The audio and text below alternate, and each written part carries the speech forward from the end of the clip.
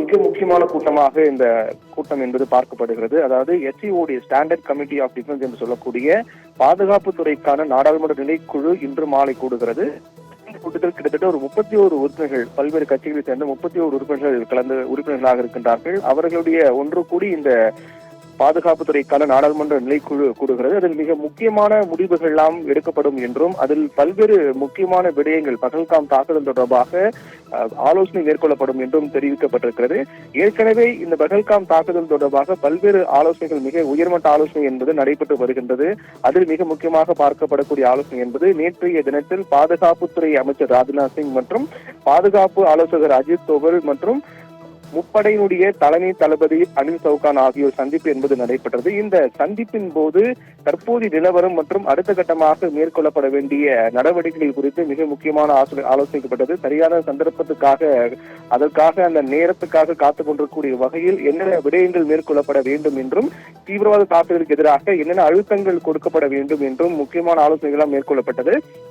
அந்த ஆலோசனையில் எடுக்கப்பட்ட முடிவுகள் மற்றும் அதில் என்னென்ன விடயங்கள் குறித்து பேசப்பட்டது என்பது குறித்து இன்றைய தினத்தில் பிரதமர் நரேந்திர மோடி அவருடைய அதிகாரப்பூர்வ இல்லத்தில் பாதுகாப்புத்துறை அமைச்சர் ராஜ்நாத் சிங் சந்தித்து பேசினார்.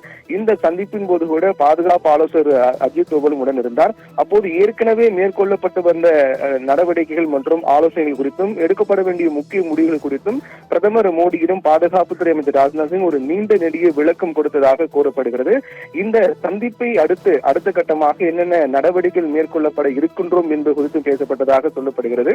இந்த சந்திப்பை அடுத்து தான் பிரதமர் நரேந்திர மோடியை முப்படையினுடைய தலைமை தளபதி அனில் சவுகான் சந்தித்து பேசினார். அடுத்தடுத்து நடைபெற்ற 2 மிக முக்கியமான சந்திப்பு என்பது பகல்காம் தாக்குதல் சம்பவத்தை அடுத்த கட்டமாக இந்தியா மேற்கொள்ளப்பட இருக்கக்கூடிய நடவடிக்கை குறித்து பேசப்பட்டதாக சொல்லப்படுகிறது. பிரதமர் நரேந்திர மோடியிடம் முப்படையினுடைய தலைமை தளபதி அனில் சவுகான் சந்தித்து பேசினார்.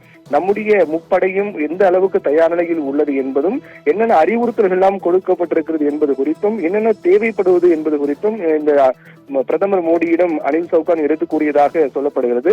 அதற்கு முன்னதாகவே கூட ஏற்கனவே இந்திய கடற்படை பொறுத்தவரையில் இந்திய கடற்படை போர்க்கப்பலில் இருந்து நீண்ட தூரம் சென்று எதிரிகளை தாக்கக்கூடிய, எதிரிகளுடைய போர்க்கப்பல்களை துல்லியமாக தாக்கி அழிக்கக்கூடிய வகையிலான சோதனை ஓட்டங்கள் எல்லாம் மேற்கொள்ளப்பட்டது. நம்முடைய கடல்சார் நலன் பாதுகாப்பு தொடர்பாக நம்முடைய கடல்சார் அதனுடைய பாதுகாப்பு உறுதியாக இருப்பது என்பது குறித்தும், அவர்கள் அனைவரும் உசார்படுத்தப்பட்டிருக்கிறார்கள் என்பது குறித்தும், அதையொட்டிய இந்த நடவடிக்கைகள் மேற்கொள்ளப்பட்டு வருகின்றது. இப்படியாக பகல்காம் தாக்குதல் சம்பவத்தின் அடுத்தடுத்து மேற்கொள்ளப்பட்டு வரக்கூடிய இந்த நடவடிக்கைகள் என்பது மிக முக்கியமானதாக பார்க்கப்படுகின்றது. அதையொட்டிதான் அடுத்த கட்டமாக பாதுகாப்பு துறைக்கான நாடாளுமன்ற நிலைக்குழு கூட்டம் என்பது இன்று கூடுகிறது. இந்த கூட்டத்தில் அதன் உறுப்பினர்கள் அனைவரும் கலந்து கொள்ள இருக்கிறார்கள். இந்த கூட்டத்தில் பகல்காம் தாக்குதல் சம்பவத்துக்காக தற்போது வரையில் மேற்கொள்ளப்பட்டிருக்கூடிய நடவடிக்கைகள் என்ன, இதற்கு பிறகு மேற்கொள்ளப்படக்கூடிய திட்டங்கள் என்ன, அந்த திட்டங்களுடைய செயலாக்கம் என்ற என்னென்ன விளைவுகள் தாக்கத்தை ஏற்படுத்தும், பாகிஸ்தானுக்கு எதிராக என்னென்ன வகையில் நாம் அழுத்தங்களை கொடுக்க போகின்றோம், அதைத் தொடர்ந்து தீவிரவாத தாக்குதலை முற்றிலுமாக முறியடிக்கூடிய வகையில் எடுக்கப்பட வேண்டிய திட்டங்கள், முடிவுகள் குறித்தும் இந்த பாதுகாப்பு துறைக்கான நாடாளுமன்ற நிலைக்குழு கூட்டத்தில் ஆலோசனை மேற்கொள்ளப்படும் என்று எதிர்பார்க்கப்படுகிறது. இந்த விவகாரத்தில் இந்த கூட்டம் என்பது மிகுந்த முக்கியத்துவ கூட்டமாக பார்க்கப்படுகிறது என்றால், ஏற்கனவே தொடர்ச்சியாக பல்வேறு உயர்மட்ட அதிகாரிகள் தொடர்ந்து ஆலோசனை மேற்கொண்டு வருகின்ற நிலையில் அதனுடைய அடுத்த கட்டமாக தான் இந்த பாதுகாப்பு துறைக்கான நாடாளுமன்ற நிலைக்குழு கூடுகிறது. ஏற்கனவே நமக்கு அடாவடித்தனமாக பாகிஸ்தான் அரசு பல்வேறு செயல்களை மேற்கொண்டு வருகின்றார்கள். குறிப்பாக அங்குடைய பல்வேறு அமைச்சர்கள் இந்தியாவுக்கு எதிரான பல்வேறு கருத்துக்களை தெரிவித்து வருகிறார்கள். அதாவது இந்தியாவின் நடவடிக்கை என்பது போருக்கான ஆயத்தம் தொடக்கம் என்றும், நாமும் அதற்கு நிச்சயமாக பதிலடி கொடுப்போம் என்றெல்லாம் அங்கு அந்நாட்டு அமைச்சர்கள் எல்லாம் பேசி வருகிறார்கள்.